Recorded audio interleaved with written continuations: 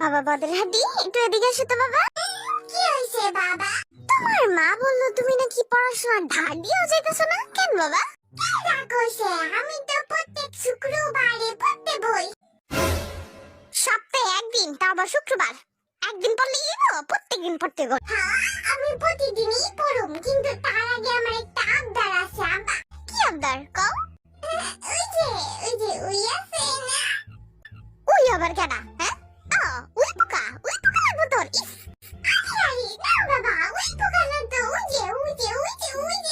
বদরহাটি, তুমি কি চাও ঠিক করে কও। আমার গোলাপের হাত পরে তুমি পাড়া দাও। এইটা কোনো কথা? আজকালকার পোলাপাইনে লজ্জা শরম বলতে কিচ্ছু নাই, বাপ মার সামনে কি কইতে হইবে এটাই জানে না। আরে আব্বা, এইটা তো আমারও শুনাইছে, তুমি শুনাও না আব্বা।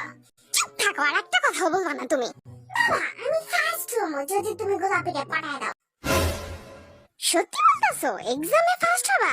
ভাইবা চিন্তা বললে তো? হ্যাঁ, অবশ্যই আব্বা। ঠিক আছে, তাহলে দেখতাছি আমি ব্যাপারটা। A few moments later. মা, গোলাপি। हाय तुमसे मिलके दिल का है जो हाल क्या कहे।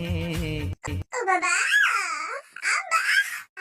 আরে ধরো, আমি তো এখনো বিয়েই করিনি, আমি এখনো সিঙ্গেল। তুই এলি কইতে চাস করান্তে?